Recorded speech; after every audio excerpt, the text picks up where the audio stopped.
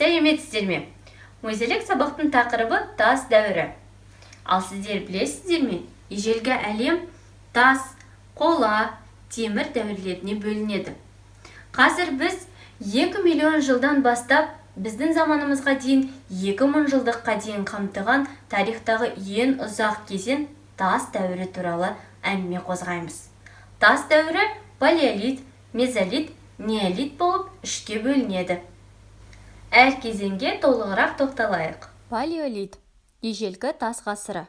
Бұл сөз екі грек сөзінен тұрады. Палео – ежелгі, литос – тас.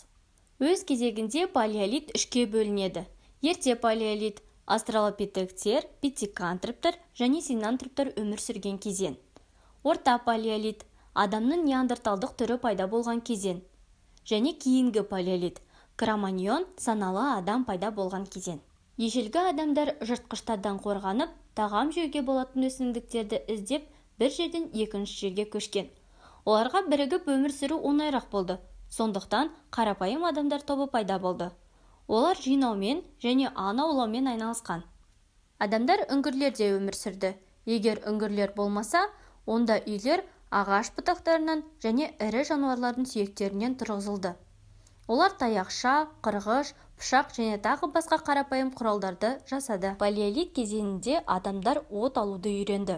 Алдымен олар одан қорыққан. Өйткені табиғи өрттер өте қауіпті болды.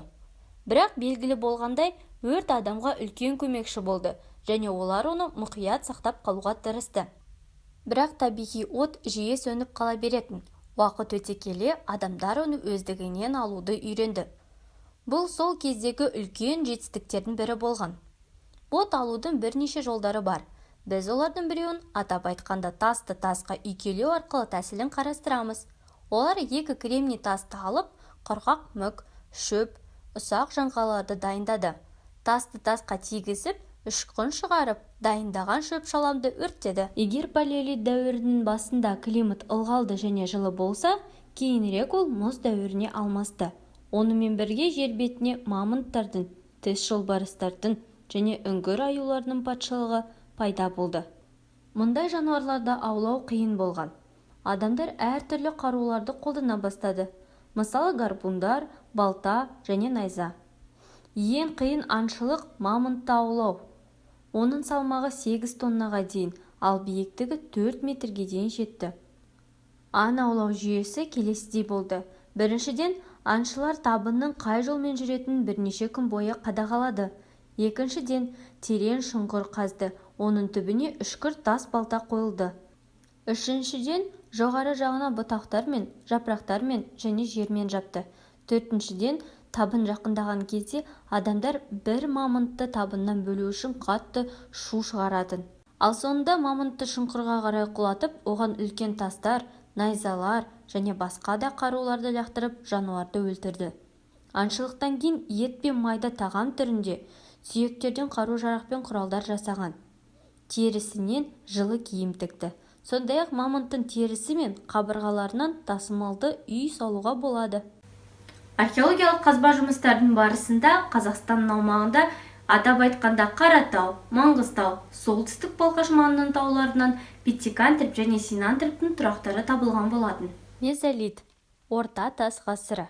Грек тіліндегі мезос – орта, литос – тас сөздерінен шыққан. Бұл кезеңде климаттың жылынуы және нәтижесінде мұздықтардың еруі пайда болды. Ірі жануарлар жойылып, жер бетінде майдалар қалды. Бұның барлығы жаңа қару-жарақ түрлерін жасауға мәжбүр етті. Осы кезеңнің ең ірі жетістіктерінің бірі садақ пен жебенің, микролиттердің, бумерангтардың пайда болуы. Жануарларды үйде ұстауға үйрете бастады. Олардың біріншісі әрине иттер болды. Бұл кезең матриархат үстемдік еткен ерте рулық қауымдастықпен сипатталды. Матриархат жетекші рөл әйелдерге тиесілі қоғам. Неолит – жаңа тас дәуірі. Атауы латын «неос» жаңа сөзінен және грек «литос» тас сөзінен тұрады. Тасты өңдеудегі техниканың гүлденген уақыты. Тасты өңдеудің жаңа технологиялық әдістері тегістеу, бұрғылау, аралау пайда болды. Неолиттің ең маңызды ерекшелігі қосалқы шаруашылықтан, аң аулау мен жинаудан өндіруші мал шаруашылығы мен егіншілікке ауысты. Алғашқы фермерлер қарапайым еңбек құралдарын тас дән үгіткіш, ұнтақтағыш, кетпендерді қолданды. Өсіргендері бидай, арпа, тары болды. Матриархаттық қоғамнан патриархаттық қоғамға көшті. Енді ру басында ер адамдар тұрған еді. Міне, тас дәуірінде қоғамдық өмір және адамзаттың дамуы дәл осындай болды.